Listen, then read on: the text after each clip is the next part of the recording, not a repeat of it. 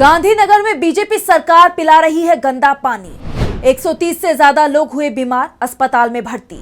प्रशासन ने माना दूषित पानी हुआ घरों में सप्लाई। मोदी और शाह से विपक्ष ने पूछे तीखे सवाल। बीजेपी के गुजरात मॉडल की हकीकत दुनिया के सामने आ गई है। डबल इंजन सरकार की पोल हर राज्य में खुलती दिखाई दे रही है।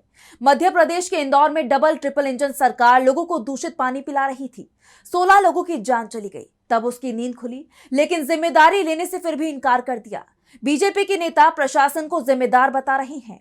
इंदौर के बाद अब गुजरात में भी वो सब कुछ सामने आया है। 130 लोग सप्लाई के गंदे पानी के चलते अस्पताल में भर्ती हो गए हैं। मामला गांधीनगर का है। केंद्रीय गृह मंत्री अमित शाह यहां से सांसद हैं। जिस गुजरात मॉडल का डंका पीएम मोदी पूरी दुनिया में पीट रहे थे, वो डंका फट गया है। तो आज हम अपनी स्पेशल रिपोर्ट में बात करेंगे मोदी और शाह के क्षेत्र में दूषित पानी के कहर की। नमस्कार, मैं आंचल। गांधीनगर के सेक्टर 24, 26, 28 के अलावा आदिवाड़ा इलाके में अचानक ही लोग बीमार पड़ने लगे। करीब एक हफ्ते से गांधीनगर के अस्पताल में टाइफाइड के मरीज अचानक बढ़ गए।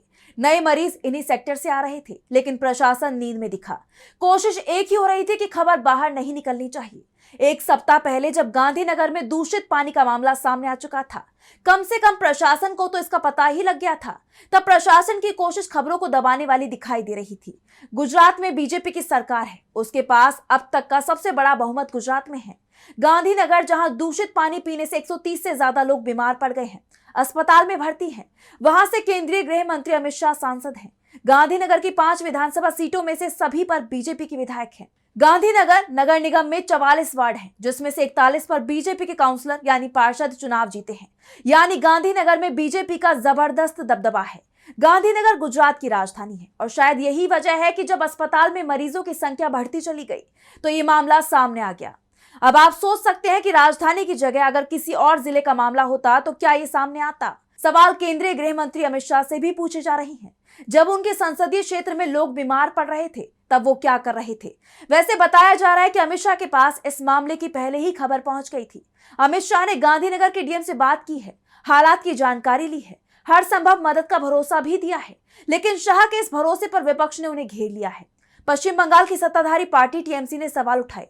सबसे बड़ी बात तो यह है कि जब गांधीनगर में दूषित पानी पीने से लोग बीमार पड़ रहे थे, अस्पताल में भर्ती हो रहे थे, उस वक्त गांधीनगर के सांसद गुजरात की जगह पश्चिम बंगाल में बीजेपी का प्रचार कर रहे थे, गुजरात मॉडल की बात कर रहे थे, पश्चिम बंगाल को गुजरात बनाने की बात कह रहे थे। अब अगर ये गुजरात मॉडल है तो फिर पश्चिम बंगाल को इसकी कोई जरूरत नहीं है। सवाल ये भी उठ रहे हैं कि जब गांधीनगर में लोग बीमार पड़ रहे थे, तब शाह को कहां होना था, पश्चिम बंगाल या गांधीनगर? इसे लेकर टीएमसी ने कहा, बीजेपी शासित एक और शहर, एक और सार्वजनिक स्वास्थ्य आपातकाल। इस बार गुजरात की राजधानी गांधीनगर है, जहां दूषित पानी पीने से 100 से ज्यादा लोग अस्पताल में भर्ती हो गए हैं। इंदौर से गांधीनगर तक ये पैटर्न अब नजरअंदाज करना असंभव हो गया है।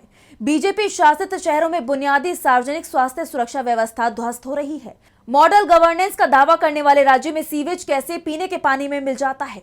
पाइपलाइनों के रखरखाव की जिम्मेदारी किसकी थी? और लीकेज को लोगों के बीमार पड़ने तक क्यों नजरअंदाज किया गया? उनके अधीन अधिकारी हमेशा अस्पताल भरने के बाद ही क्यों जागते हैं? ये लापरवाही की कीमत है जो आम जनता को चुकानी पड़ रही है। बड़े बड़े दावे, लीक होती पाइपलाइनों और जहरीले नलों को नहीं छिपा सकते। जब बुनियादी शासन विफल हो जाता है तो कोई भी प्रचार जिम्मेदारी को धो नहीं सकता। अब सवाल ये उठ रहे हैं कि आखिर ये सब हुआ कैसे, किसका दोष है?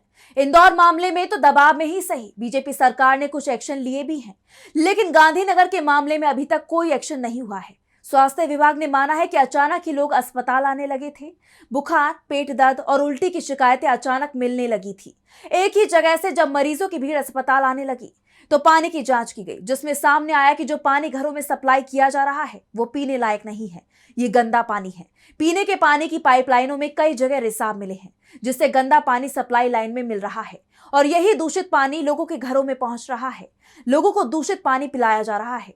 स्वास्थ्य विभाग ने 600 जगह से सैंपल लिए हैं। ज्यादातर जगह से लिए गए सैंपल फेल हो गए हैं। फिलहाल प्रभावित क्षेत्र में क्लोरीन की गोलियां बांटी जा रही हैं। स्वास्थ्य विभाग की टीमों की तैनाती की जा रही है, लेकिन इस सवाल का जवाब नहीं दिया जा रहा है कि आखिर इतनी बड़ी घटना कैसे घट गई। जो कुछ इंदौर में हुआ वो गांधीनगर में कैसे दोहरा दिया गया? इसे लेकर कांग्रेस ने भी सवाल उठाए हैं। पार्टी की तरफ से ट्वीट किया गया है, जिसमें लिखा है, पानी जहरीला, हवा जहरीली, दवा जहरीली, विचार जहरीले, क्योंकि बीजेपी जहर है। कांग्रेस ने बीजेपी के गुजरात मॉडल पर भी निशाना साधा है। गुजरात मॉडल को बीजेपी का जहरीला मॉडल बताया है। कांग्रेस ने कहा, बीजेपी का जहरीला मॉडल। गुजरात की राजधानी गांधीनगर में गंदा पानी पीने से 150 से ज्यादा लोग अस्पताल में भर्ती हैं, जिनमें ज्यादातर बच्चे हैं। पिछले कई दिनों से गंदा पानी लोगों के घरों में सप्लाई हो रहा था। बहुत शिकायतों के बाद भी सरकार ने कोई सुनवाई नहीं की और अब लोगों की जान पर बनाई है। याद रहे, इंदौर में गंदा पानी पीने से 15 लोगों की मौत हो गई और हजारों लोग बीमार हैं। वहां भी यही कहानी दोहराई गई थी। बीजेपी लोगों के घरों में जहर बांट रही है और सवाल पूछने पर उसे फोकट का सवाल बतला रही है। मध्य प्रदेश में पिछले 20 साल से और गुजरात में पिछले 30 साल से बीजेपी की सरकार है, जहां ये पीने का साफ पानी तक मुहैया नहीं करवा पा रही है। सवाल है, क्या ये जहरीला पानी बीजेपी के नेता, मंत्री और खुद नरेंद्र मोदी पी पाएंगे?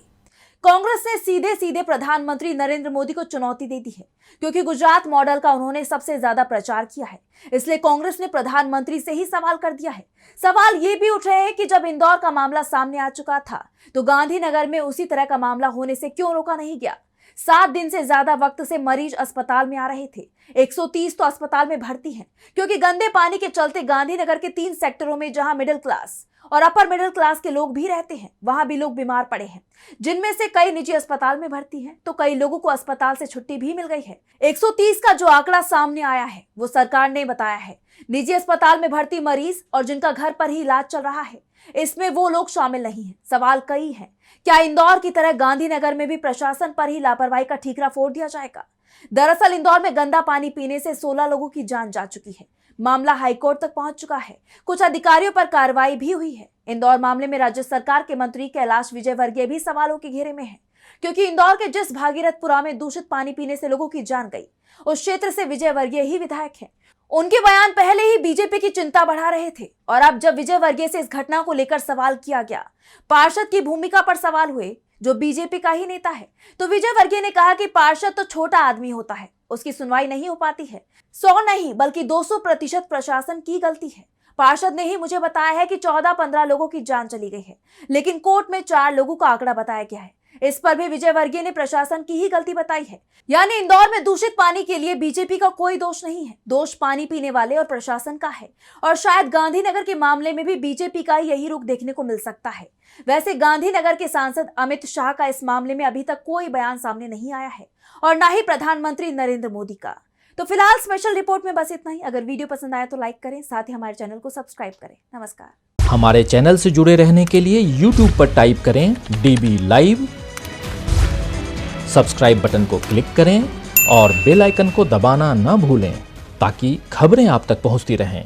देखते रहिए DB लाइव, क्योंकि यहाँ हैं खबरें लगातार।